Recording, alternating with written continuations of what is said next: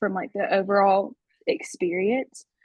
But you can like stop me at any point too and like ask questions. That's what I would do because I don't want you to forget and there may be something like I miss or things like that. Um, but I wanted to say too, I don't even know if I told Renita this. So I took it twice actually. I took it in November and I knew I took it a little earlier than I probably should have, but I'm pregnant and I'm like, you know what? I've studied at least I think enough. I'm just going to try to go for it. And I did not pass by a point, a singular point, like one. I needed X amount and I was literally right there. So that was very discouraging. But again, I knew like when I was going into it, I kind of didn't have that like full on piece, but I thought it was just because of all the stress of like pregnancy and all I have going on right now. So first bit of advice is just if you feel at all that like you're not ready here, like you will know. Cause I knew the second time when I came back, like what I kind of needed to freshen up on. And it was nice, I will say too, because I kind of got to just like see the exam experience. I was there. There's nothing wrong with if you need to take it a couple times. Let me just say, like, it's a-okay. And if anything, it gave me a lot of empathy for other people because I haven't really had a hard time with the other exams or like other standardized exams that I have passed on the first time, thankfully. But that just goes to show it doesn't matter. Sometimes it just doesn't swing your way and it's okay. But just know that if you feel it here, I think that kind of helps. So just like a gut feeling, I think is important. But I used TDC to study, Therapist Development Center.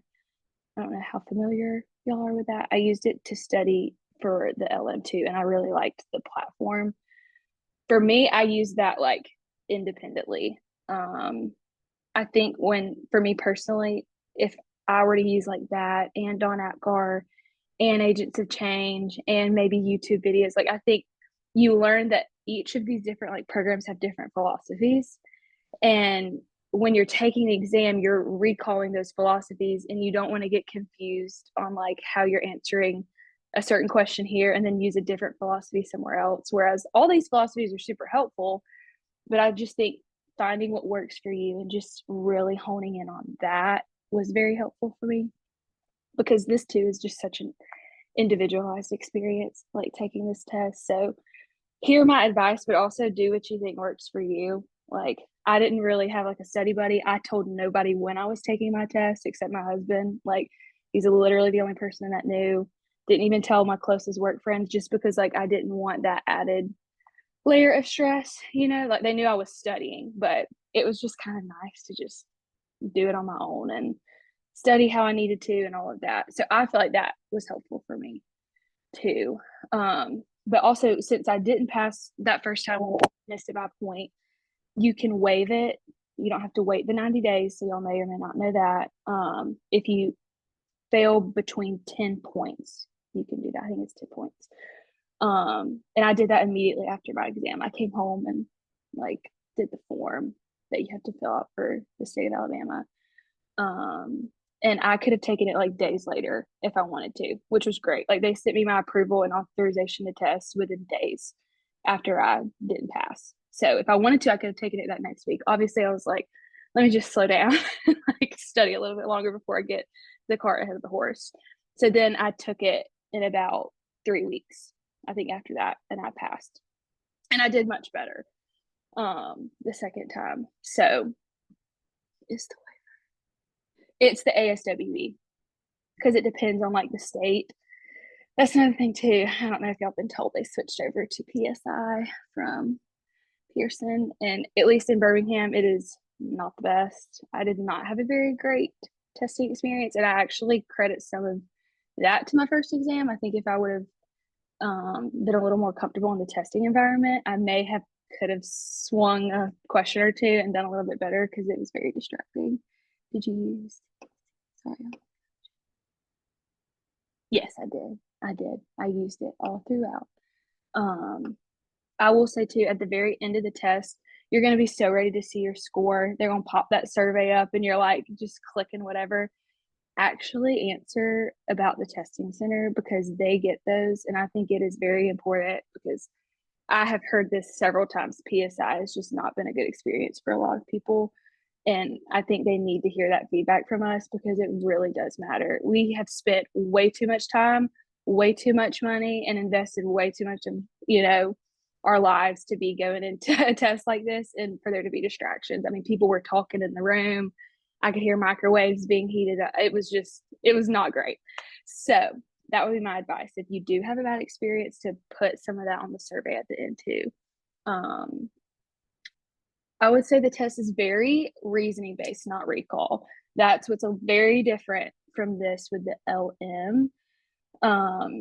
However, I would not gloss over recall questions, meaning like, what is this? A or B, you either know it or you don't, because they're easy points.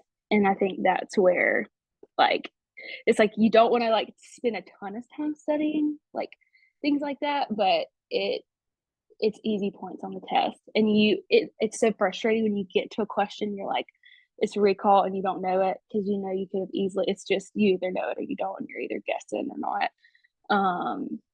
But a lot of the recall, I would say, is like medications, research questions, like certain experimental designs, like quasi experimental single subject design. They love to test on things like that. Independent, dependent variable, those kinds of things. I would not harp on like medications. From a lot of the things that I've studied, it's like just know it pretty well, but I would not stress out over it. I think that is an easy stressor and an easy place to get bogged down in your study time, at least for me personally. In both of my testing experiences, I think they're really primarily testing on how we can assess risks in situations. That is very LICSW. How can you assess a risk? And that doesn't always look like knowing child abuse, elder abuse. Those are all things that I would know, but I think we all are going to know those pretty well. I mean more of like substance use, like hospital discharge type stuff, like kind of things like that, more clinical based, assessing risks and things like that, and how to minimize those risks. And in what particular order would you do that? So TDC philosophy is very much so like putting things in order. And I did that. I found myself doing that when I was taking the test. Because normally you can rule out like a question and then you can kind of determine two that you may think are right that you're kind of going back and forth between. That's typically kind of how these tests are structured. And so putting things in order of like what you would do first, how you would assess this situation first. That's all of this like reasoning. And that is a chunk of the test. That's a lot of it. Whereas it may be different types of like information, and like the vignette is going to look different because all these situations are going to be very different. That's like what they're trying to get out of you. And I would say that's what's different than the LM for me, because it was much more of that and much more clinical. Another thing that this exam is different about is you want to be able to rule out where social workers are working outside of their scope. So referring frequently to like MDs or other providers who specialize in something that we may not. That is a chunk of this too. And when to do that. Krista, did you have a question? I had a question. Yeah, I didn't know if you had mentioned this, but when you first took the exam, like you said, you didn't kind of feel prepared, but when you Mm-hmm. went in, as you were taking it, is that when you started to not feel prepared? Like what, or what did you feel like you were going to pass it, or what did you see that kind of made you worry Yeah, about? I was worried before I went in. So it wasn't necessarily like in the testing environment. I felt honestly the same both times I took it, like while I was taking it. So hopefully that's comforting, because you can be taking the test and think that, you're not doing well or have a question that kind of throws you off. And, I passed the second time and I kind of felt like that throughout. So I think honestly, we just have to like be really intentional about like not letting ourselves go to that place. No, I was a little anxious like right before I took it. I thought I would be okay, but I knew like there was just deep down I felt like I was rushing it a little bit. Um, yeah, I was rushing through mine too, Jessica. I did not care about the the survey on my first one. But Yeah, so referring to like an MD, that TDC like harps on that too. I love TDC. It was very similar. A lot of the topics, it was great. I think they do a really good job of preparing you, and they have a lot of really great material that fits a lot of different styles of studying. My style of studying is I do questions over and over and over and over again, and I review rationales over and over and over again. And then some days I'll do like flashcards for certain things, like certain recall, like to just like mix up my studying. One of the recalls that TDC harps on that I felt like was very consistent with my exams and what I studied is knowing defense mechanisms. That is something that I would know. And it's honestly, if you look at defense mechanisms one time, you should remember them. Like they're pretty easy to like recall.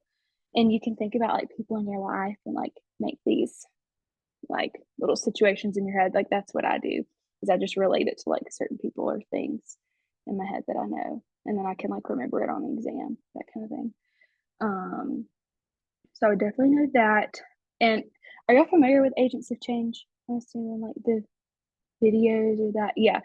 So I did just TDC. However, there is a ton of like TDC got into a lot of like the macro preparation for this exam, and I'm glad they did because it is definitely something you're going to want to study. So for the LM, I think you can have some of that, but it looks more of like community based.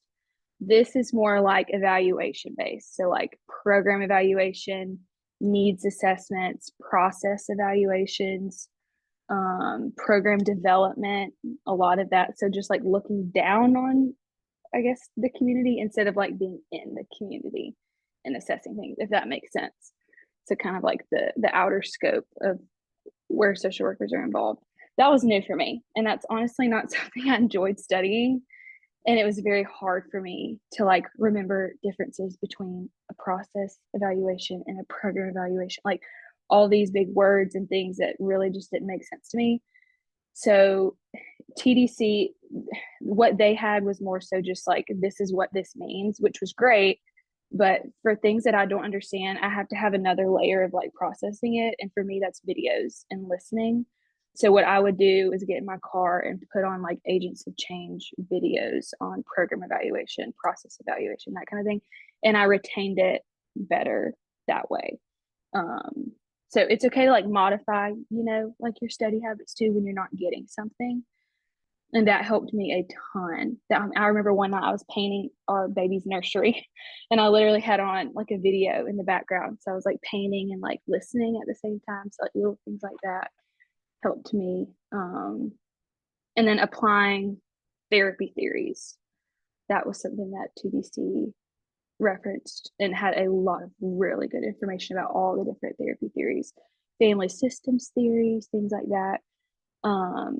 I don't think this exam is going to be testing you near as much on like human development and things like that. It's just it's coming from a different angle. It's just much more clinical, much more of the, honestly, like I for a lot of my tests and like my studying, I was referencing back like being at my previous job when I was a children's therapist at Eastside. I'm so grateful for that experience because it literally allowed me to think back to being a therapist in the seat. And I would take these questions as like me sitting in the seat and this experience coming in and like, what theory would I use or what? And it's just like, if you do that, I think it helps you just pick the answer that makes the most sense. Um, so that's what helped me, is literally just like imagining myself mentally. What did you do? I think something that really helped me is I would take like days off between studying. I mean, I would not even look at a question. I wouldn't even think about the test. I would just take days off, and it helps me get so clear when I come back to like study. I think that helped me a ton. Self-care. I mean, really, that honestly kind of was my self-care, is just like not limiting myself to acting like this test was like just defined everything about me as a person or who I am and in this season, and like letting it take away, I guess, from what I want. So I think that for me helped me a lot. again, even not passing like the first time. And I think for anybody who does it or knows anyone who hasn't, it's, you just can't let yourself think that this test like defines your ability to be able to practice. It's just kind of getting back and knowing what you need to study more. It just stings when it's like a few points and you're like, are you kidding me? Because also it's very expensive. It's what I think for self-care I had to really not look at my bank account too. So that helped me. But yeah, feel free to shout out any questions. I'm really just trying to ramble about the things that I remembered.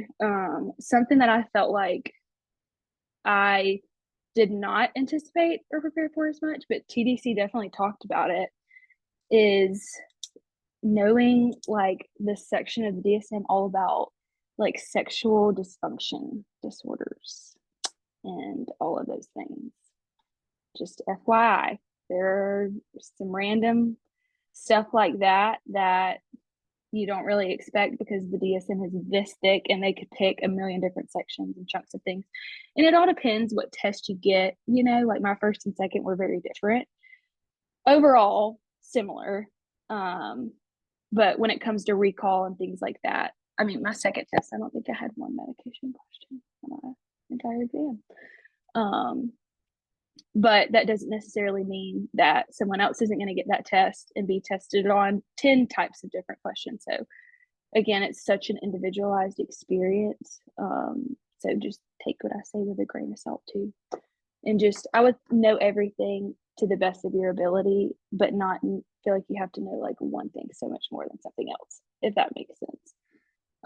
Because a lot of it, I think you have to realize too, like you're so smart and so capable of figuring it out. Like you really are. Like I promise. Like y'all are more than capable of taking it. In the substance use, that was another thing that I was going to mention.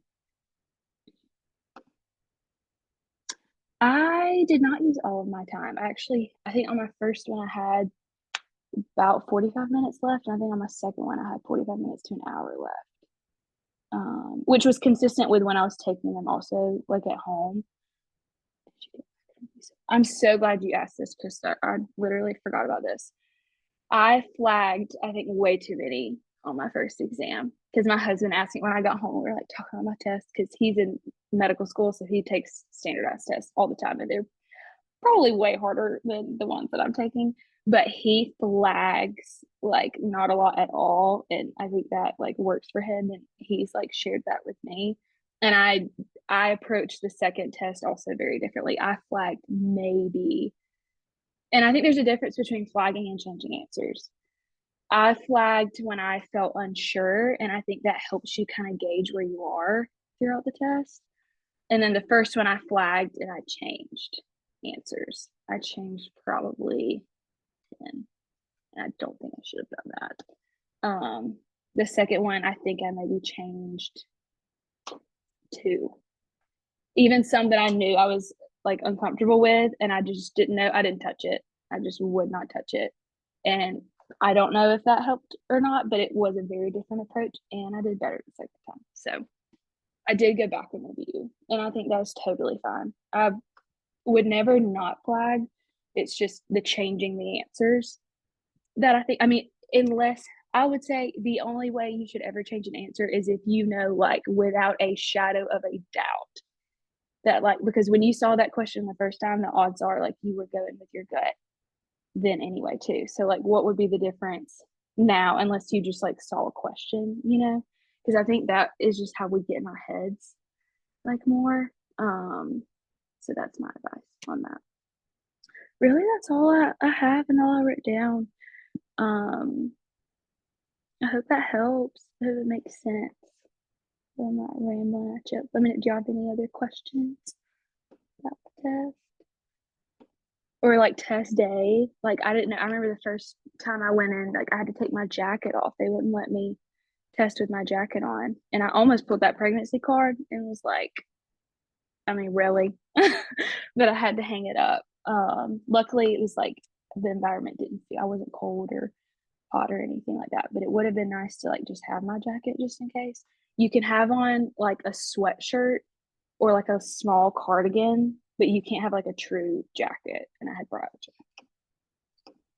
Did you say you only used? Yes, I only used TDC. The exception is I listened to Agents of Change videos for macro level things that I was studying because it was harder for me to absorb from just like a definition standpoint.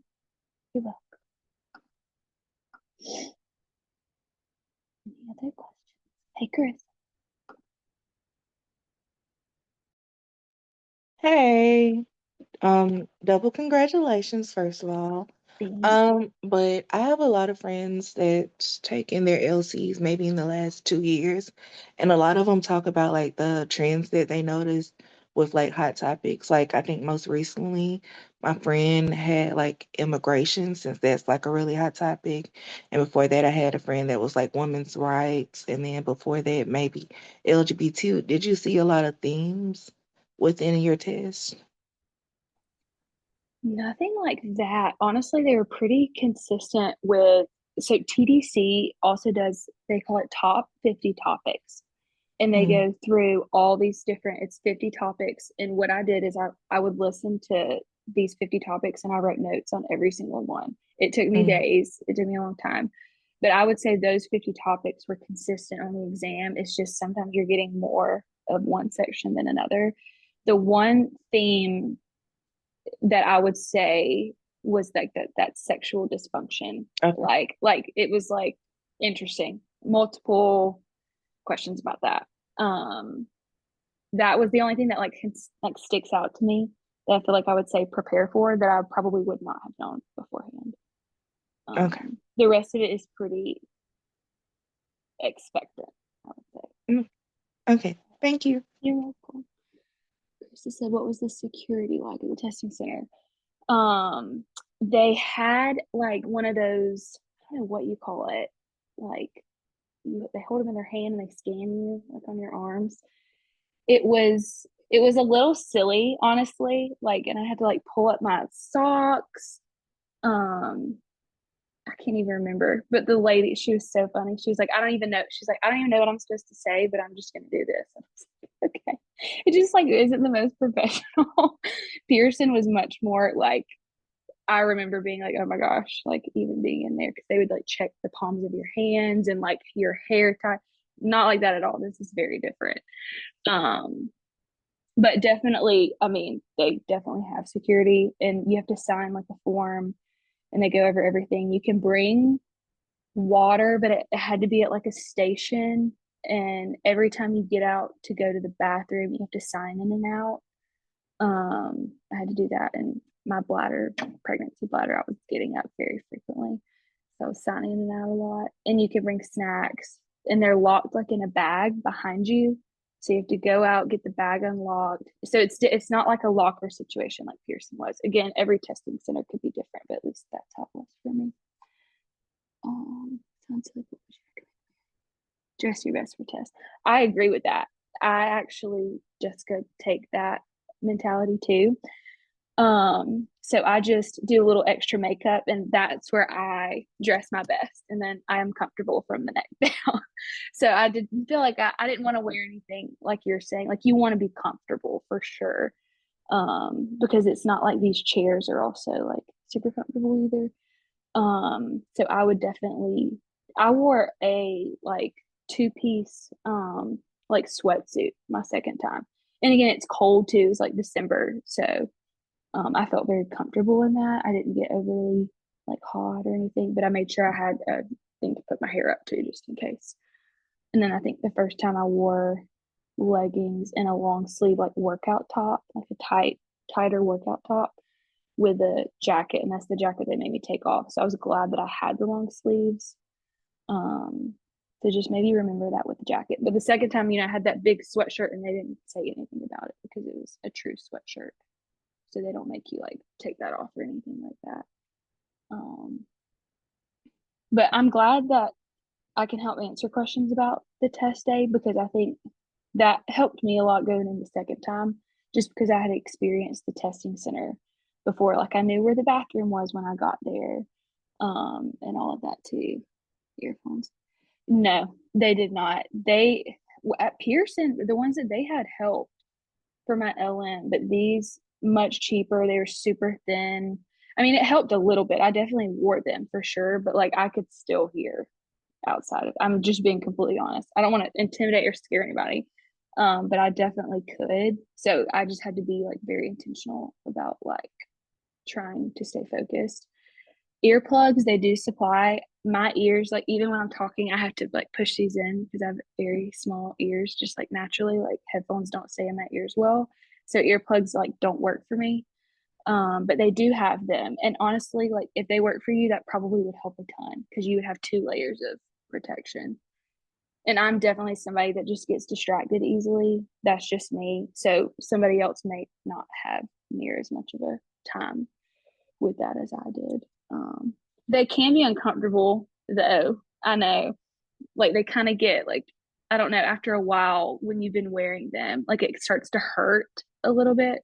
These aren't as much like that. I would say the ones at Pearson were tighter but more effective.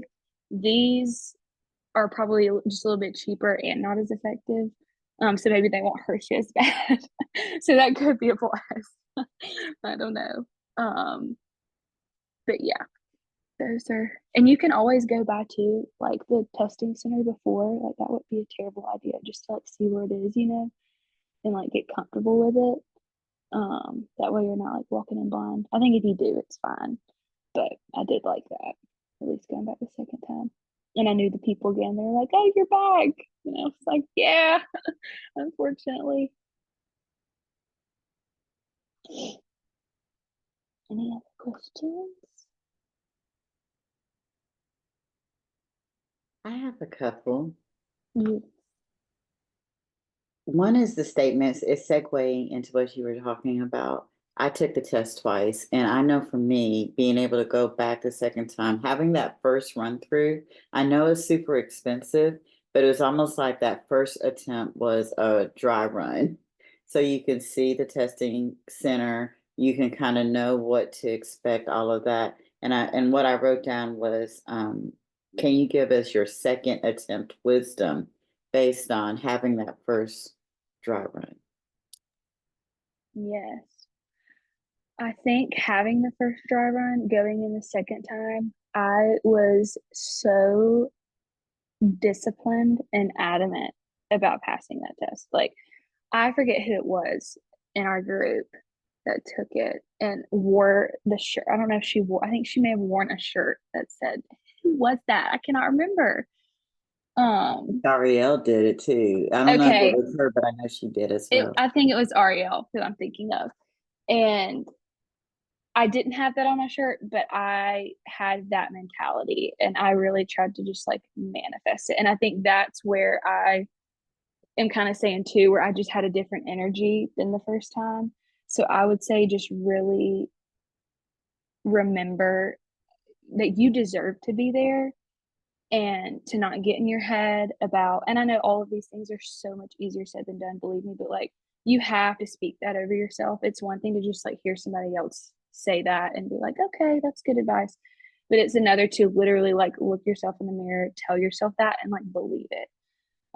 And I really think that makes such a difference. Like just the mental game of it is huge. And also just while you're taking it and throughout the exam, just confidently press answers. Like I remember thinking and telling myself like I'm like 30 something weeks pregnant and I earned this test and I either know it or I don't. So I'm going to click the best answer. And I think it like forces you to kind of like have this like, excuse my French, but like badass mentality, like you kind of just like get a little bit of like this boost of confidence.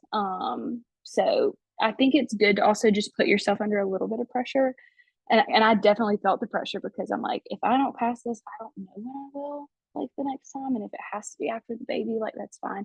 But it gave me a little bit of a leg up, I think, because it really forced me to get serious with it. And I think you do have to take it very seriously, but don't let it scare you at the same time. Like kind of like just put yourself in the mindset of like, I deserve to be here and I can't wait to see at the end of this test when it tells me that like I passed. Another thing while I'm thinking about it, because this happened to me both times, but I tried to be really cognizant of it. My second time is you are going to get very, like at the last 10 questions of the exam, you were like so anxious because you're about to be done. You're about to know, like, you've been in here for hours. You've worked so hard. It's like, this is literally it. And you find out immediately. And I felt like on the first exam, I kind of let myself stay in that little anxious bubble. This time I approached that a little bit differently too. The second time, I just like stopped and I breathed and I was like, I'm not even going to look at a question until I feel like I did about 10 minutes ago. So I just let myself get back to like homeostasis a little bit, like, because I think we can be a little off with our thinking when we're, in that state. So just allow yourself to like breathe during that last little bit. At least you may be fine. I mean, maybe that's just me. I don't know. But I find that was consistent. An appropriate time to start studying. Honestly, I think that's so individualized too. For me, I think I finished supervision in like August, maybe, took it in November, maybe it was July.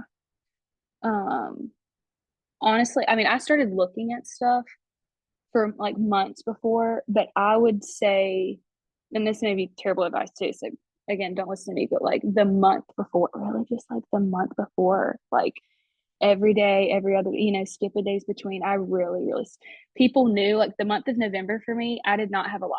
Like I was like, this is my me time. This is my priority right now for my future, for my family. Like, and that's what worked for me. Just because I find that I do better when I've always done better, like not really procrastinating, but just like putting the pressure on myself a little bit. That's just me. I don't think that works for everybody. Some people like to study more over time. I'm like, I ease into it and then I go hard. Like that is just very much so my mentality. Not sure if you get to this already, but did you take any breaks during the exam? I did. I took several. Really, I guess like they were potty breaks, but it was like a time for me to just also just like get out. I think I probably took four probably for both of them. The first one I ate more. The second one I didn't as much. I had a smoothie before both of them. It was like my morning routine. I woke up the morning of my exam really early and I went to Smoothie King and I got a smoothie that I really like because they say that helps you. Like I wanted something healthy on my stomach,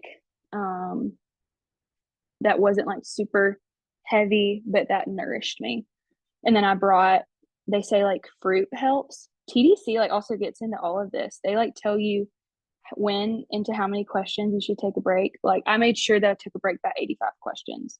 That's like their philosophy. And then they say fruit helps, like the sugars, with your brain. So I brought grapes and I had those, and then like nuts and things like that. So I ate that. And then the second one, I didn't eat as much. I just wasn't as hungry when I was taking it. So I kind of just like listen to my body on what I think my body needs. But I do think it's good for you to fuel yourself while you're taking it because I think it's easy to get like bogged down and just want to like get it over with. But I would definitely take breaks for sure. I think that's super helpful. And drinking water, like you can, even though you can't have it like in there with you, I had it outside of the room. So anytime I took a break, I took a water break, I sat down for a minute, went to the bathroom, and then if I was hungry, I would have a snack. That was how I approached it. Any other questions?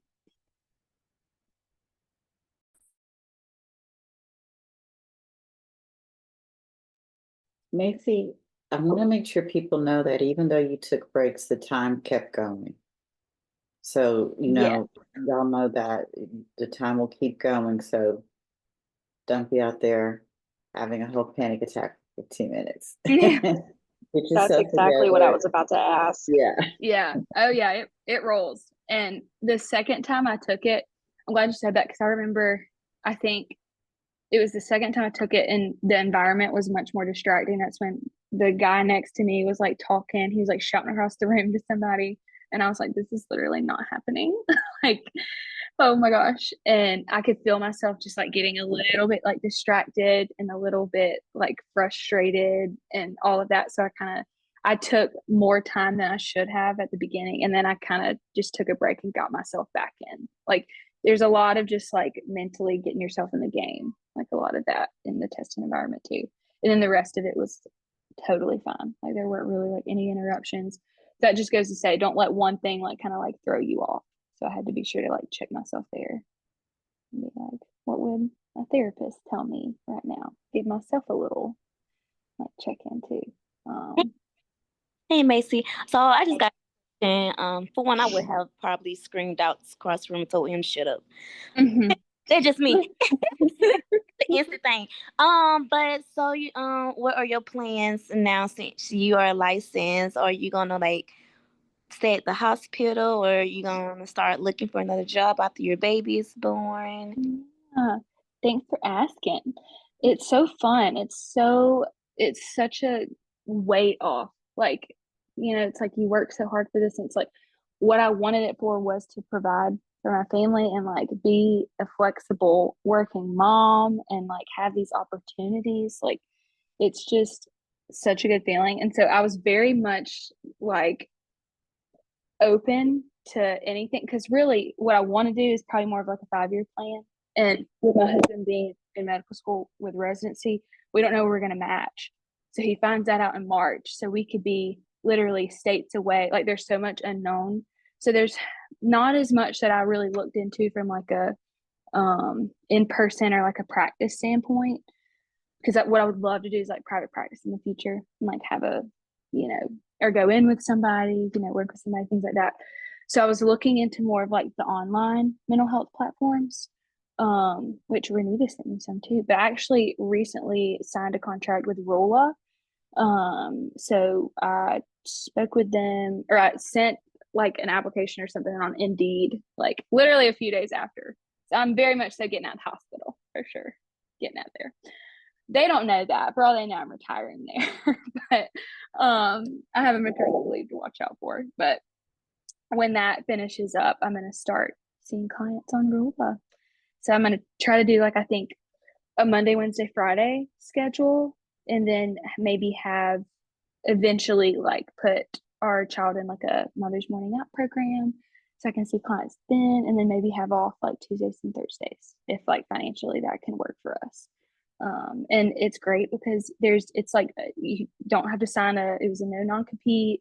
You can see as many clients as you want, as little as you want, and all of that. So far it's been a good experience, but you'll definitely see where you're getting recruited. I mean, I've had messages after messages like on LinkedIn, and you have to be careful with like certain reimbursement rates and things like that. So I've tried to be very picky with all of that because you make them money, these companies. The benefit of working for somebody and doing these is you don't have to worry about like the billing and the administrative work and all of that. And with us having a new baby, like that is very attractive to me right now and having the flexibility. But obviously when I get like my feet under me, I would love to see the full reimbursement rate and like have a little private practice and do all of that. So I don't know how soon I'm going to do that, but I'm honestly open to whatever the opportunities are in this. I'm just excited. But that's my like general plan right now is to just start with Rula and kind of go from there. And I think I'm going to start in like April, mid-April. That's when my maternity leave ends. And then I'll start picking up with them. Are you on maternity now? I'm not. I have 2 more weeks at work. So almost. Almost close. Yeah. Congratulations again. Thank you.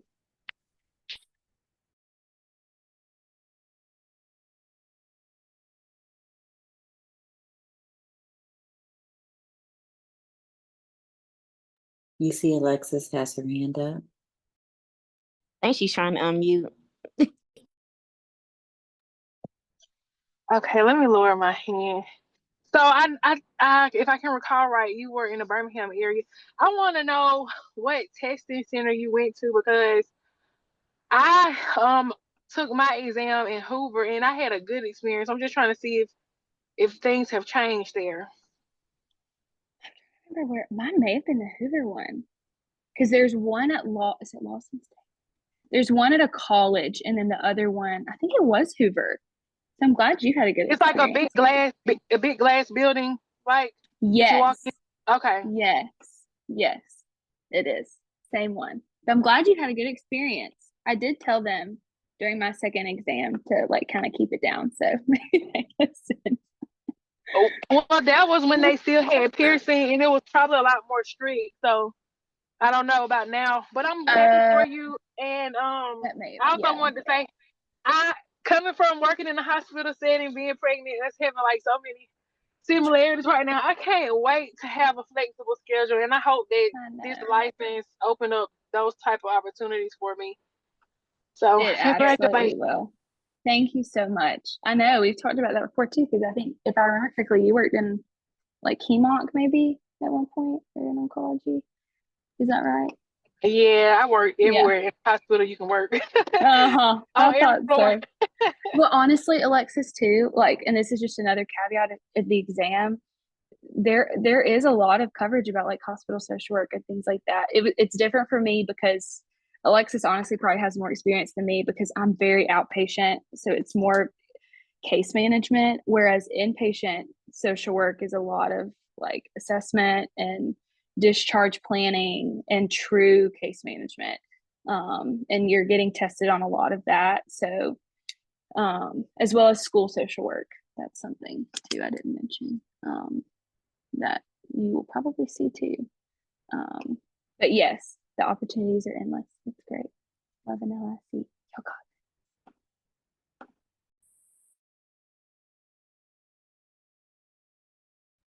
I think my favorite part of you guys coming back, especially after it's been a minute, is, y'all hear from me. I've been at LC for 15 years now. And I try to tell you there's so many opportunities, but I think when you hear from somebody who literally is a goddess, and has just graduated or graduated from supervision, hell, just graduated from university, and you're seeing that you get heavily recruited, and how I often really want to encourage you guys is be clear about what it is you want to do before you announce your LC, because there's going to be so many organizations and agencies coming out of the woodwork because they need your credentials. You don't need, my favorite line is one of JC's line, you need me, I don't need you. They need you, you don't need them. And so be very, very clear about where you want to go with your clinical license. And one of the reasons I love doing supervision and getting to teach is I want to share like my experiences so you guys don't have the same experiences. No one told me that I was going to be heavily recruited. I mean, the people even who recruited me and got me told me they heavily recruited me. You hear what I'm saying? So no one told me I would be heavily recruited. And I had an idea of where I wanted to go. But then these people, organizations, agencies, they were like, you'll be stupid to turn this in, like making me feel foolish, right, Macy? Making me feel foolish that I wasn't taking them up on their offer. And because I didn't have my feet firmly grounded in what I said I wanted to do, I let that intimidation of the condescending, you would be stupid not to take this offer. It's an amazing offer. And so I am so glad Macy's like, yes, they're coming out of the woodwork. It wasn't even, it was the next day. They are here. And so part of supervision is like, be really clear about what it is you want to do going forward, because there's going to be a lot of agencies and organizations that are really going to try to highly recruit you. And so you get to decide what your path is going to be. Macy, did you want to speak to that a little? Yes, I love that. I love that. And it's so true. And I think you help instill that confidence so much because along the supervision journey, it's like that's what we're here for, is to determine where we want to be and what we want to do with this beautiful license and this opportunity that we have earned and deserve.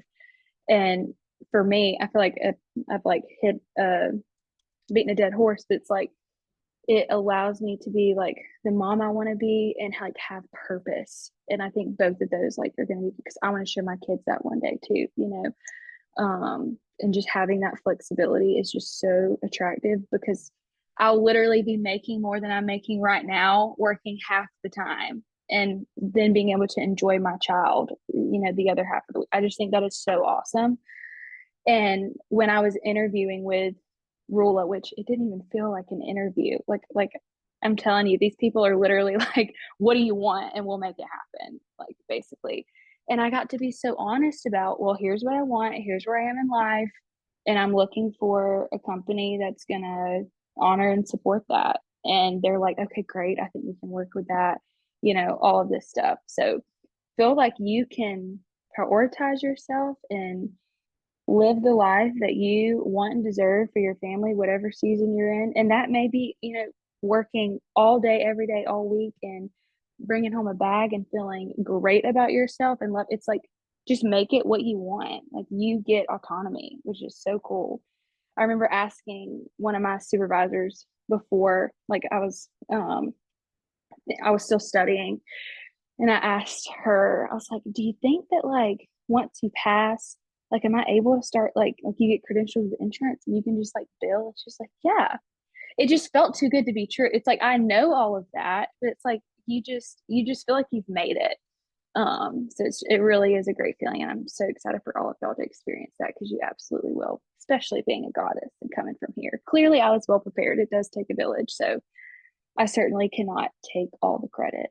And there were times when I was on the other side of the screen listening to, Ariel or whoever's like shared their experience. So it's such a like full circle moment for me too. So yeah. And I'm doing a better job, those of you who graduate and pass this year, of sending you my Psychology Today link, because literally the day after you pass, you can put it up. I'm doing a better job of sending you my Psychology Today link so you can get it for free for 6 months.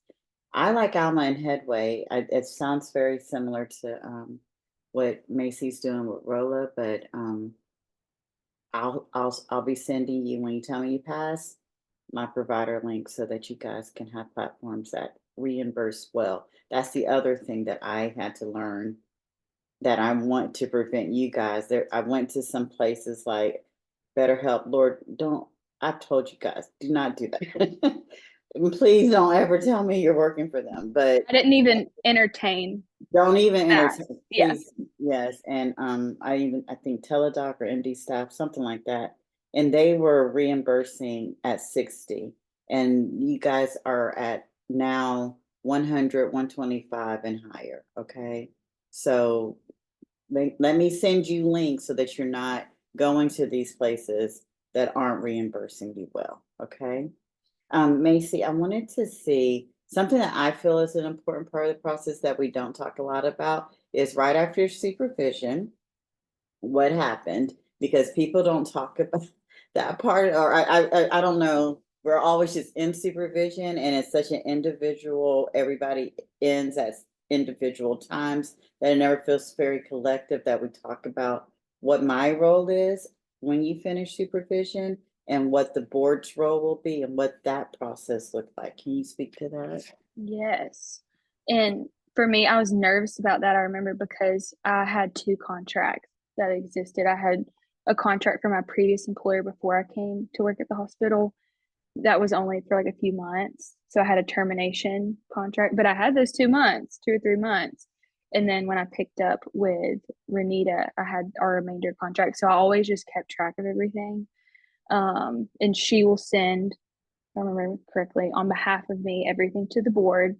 And then it's a waiting game and just letting them receive everything. However, I think I checked in with them and with you, and you were checking in with me just every like week or so to make sure that the board had what they needed. And from there, they send you an authorization to test, and you've been approved to sit for the exam.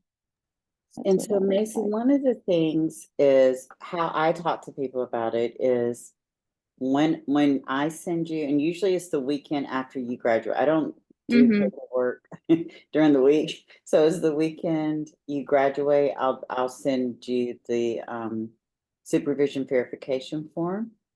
You just read over it, make sure our dates are okay. There's 2 spots on there that I can't type in. That's just the board. I don't know why the board did, but I have to write it in. and then I'll send it to you to sign. After you sign it, I will mail it in for you. So if you had a contract before, I don't know if there's anybody on here. I think everybody on here all began with me. So, but any paperwork needed, I'll know what's needed and I'll send it to the board.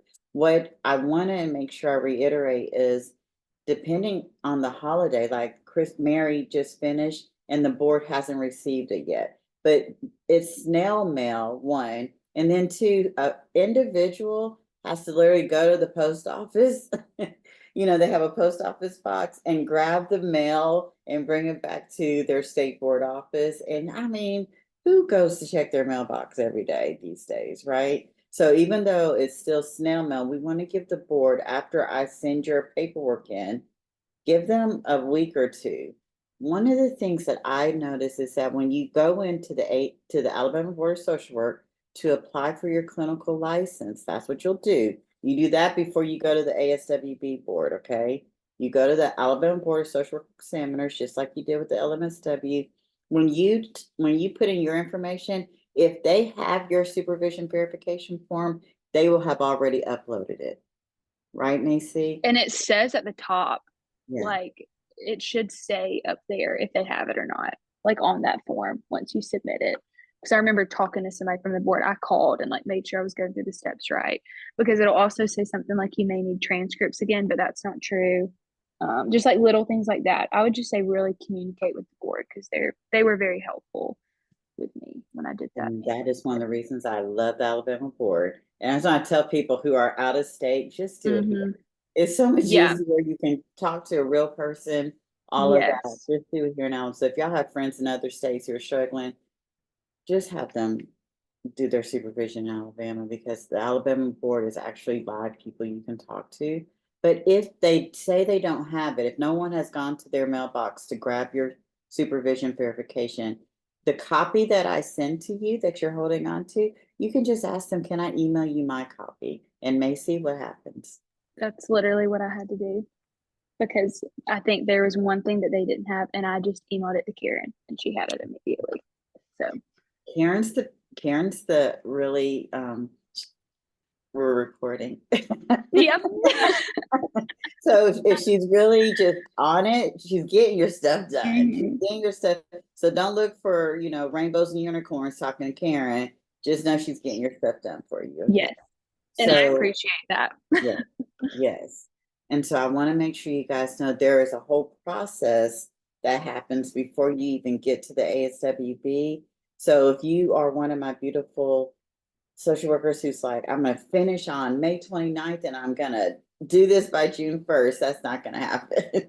So give your, Macy's talking about that window setting, just getting our application to the board, getting the paperwork done. Use that month that you're waiting for the board to get it all together to do your studying, right? So that you're not feeling like nothing is happening. There's still this time lapse that has to happen in between actually applying for the ASWB exam and finishing up supervision. Okay. Macy, did you have any I wanted to make sure we talked about that. Did you do anything special the night before? Because I always think that's important to help with anxiety. For sure. I didn't schedule anything. I didn't have a lot going on really the entire weekend before. I love to test on Mondays. I think I tested on Mondays for both of mine. So it should have been Sunday nights, I think, for each, possibly, if I remember correctly.